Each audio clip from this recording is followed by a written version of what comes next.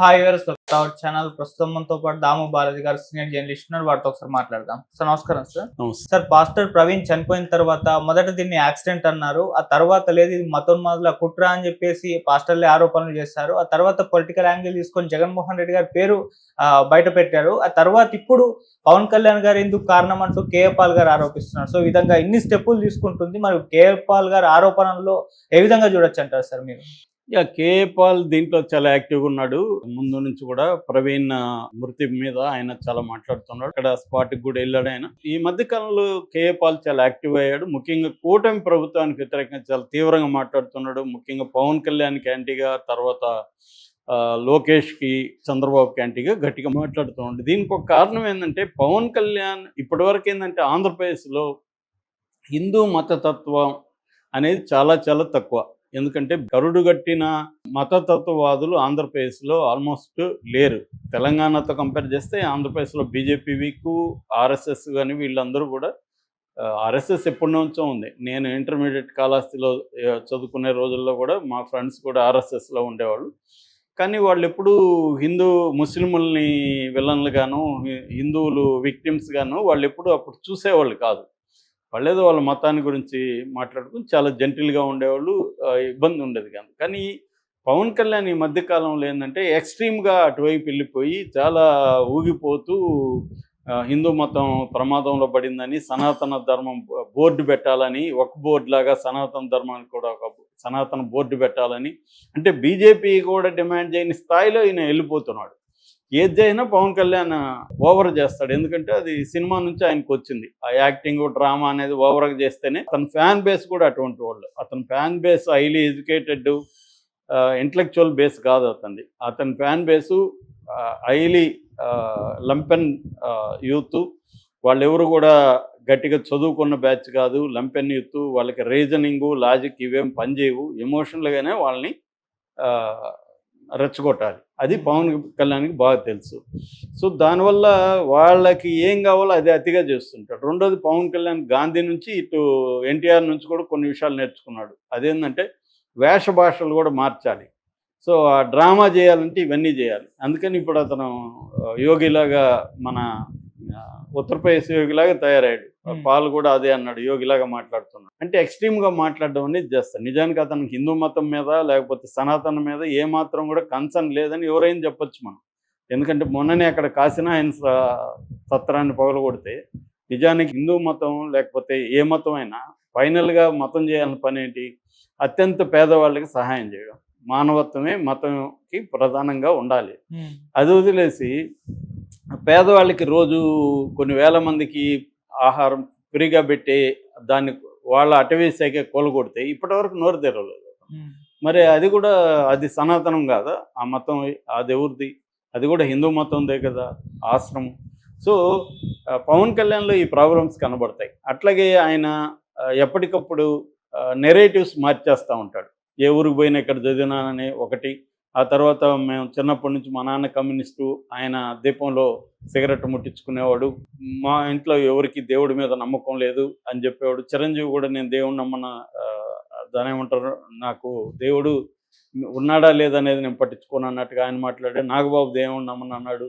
అలాంటి ఫ్యామిలీ నుంచి సడన్గా ఇప్పుడు మేము చిన్నప్పటి నుంచి శ్రీరామ నామాన్ని జపించేవాళ్ళం, మా నాన్న పరమ భక్తుడు, ఇలాంటి నెరేటివ్ ఆయన వీడియోలోనే ఉంది. అంటే ఆయన కాంట్రడిక్ట్ చేసుకోవడం. సో అది ఆయనకి, అంటే నా ఇష్టం వచ్చినట్టు చెప్తాను, నమ్మేవాడు నమ్ముతాడు అన్న పద్ధతిలో వెళ్ళిపోతున్నాడు. ఇది పాల్ గట్టిగా పట్టుకున్నాడు.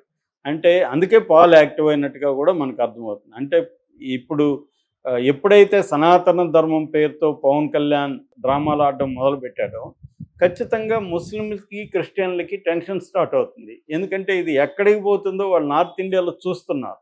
ఇది ఏంటంటే ఒక ముస్లిం హేట్రెడ్గా, క్రిస్టియన్ హేట్రెడ్గా మార్చి ప్రజల్లో మతపరమైన చీలికలు తెచ్చి హేట్రెడ్ని జనంలో పెంచి వీళ్ళ పబ్బం గడుపుకోవడానికి. నిజానికి బీజేపీకి కానీ లేకపోతే పవన్ కళ్యాణ్ కానీ ఎవరికి కూడా హిందువుల మీద ప్రేమ ఏం లేదు. హిందూ మతాన్ని ఉపయోగించుకొని తాము రాజకీయంగా ఓట్లు పొందాలనేదే వీళ్ళ అజెండా.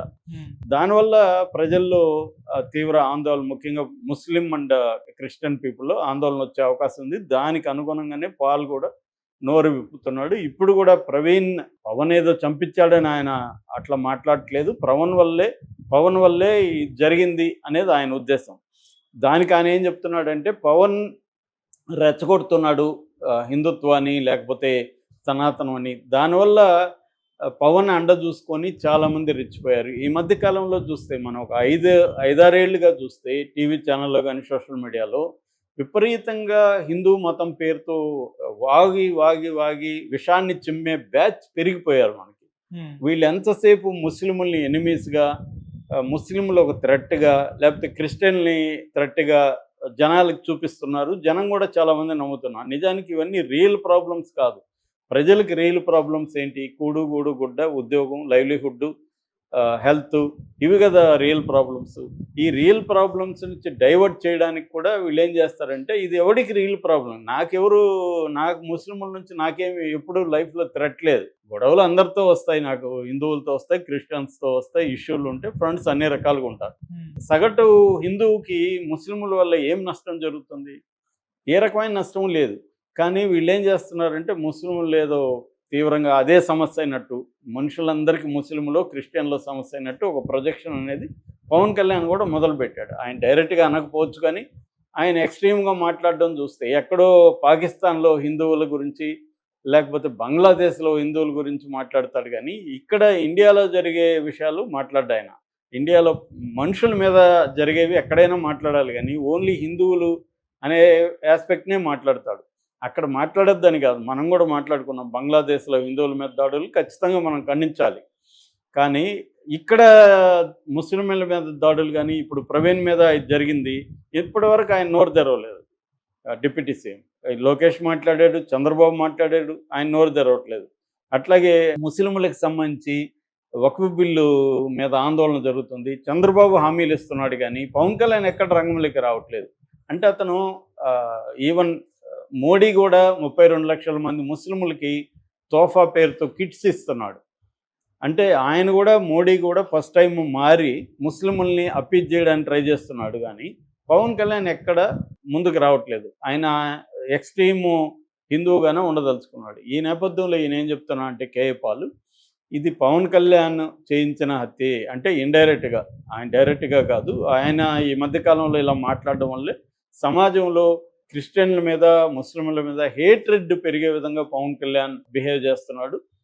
ఆయన ఒకప్పుడు కమ్యూనిస్ట్ అన్నాడు, కమ్యూనిస్టులతో టైప్ అయ్యాడు, దాని తర్వాత మాయావతి కాళ్ళు మొక్కాడు, దాని తర్వాత చెగువెరా అన్నాడు, ఇప్పుడేమో ఎక్స్ట్రీమ్కి వెళ్ళిపోయి నేను చిన్నప్పటి నుంచి సనాతన ధర్మం కోసం పోరాడుతున్నాడని చెప్పుకుంటున్నాడు అనేది ఆయన విమర్శించింది. ఆయన విమర్శించిన మిగతా విషయాల్లో కరెక్టే, కానీ ప్రవీణ్ హత్యాగాథ తెలియదు. ఫస్ట్ ఆఫ్ ఆల్ ఈ హత్యను డిసైడ్ చేసేసి పవన్ కళ్యాణ్ దానికి బాధ్యుడని చెప్పడం మాత్రం కరెక్ట్ కాదు. దానికి జన సైనికులు కూడా తీవ్రంగా పాల్ మీద విరుచుకుపడుతున్నాడు.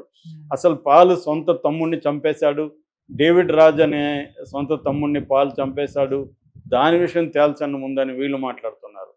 సో ఖచ్చితంగా అడుగుతారు, ఎందుకంటే డేవిడ్ రాజ్ చనిపోయిన విషయంలో కూడా ఇతని మీద హత్య ఆరోపణలు వచ్చాయి కేఏ పాల్ మీద. కేఏ పాలే చంపించాడు డేవిడ్ రాజ్ అని కూడా వచ్చాయి. మనం K A Paul biography long back నేను చెప్పినప్పుడు ఇవన్నీ కూడా చెప్పాను. సో కాబట్టి వీళ్ళు డిమాండ్ చేయడం కరెక్టే.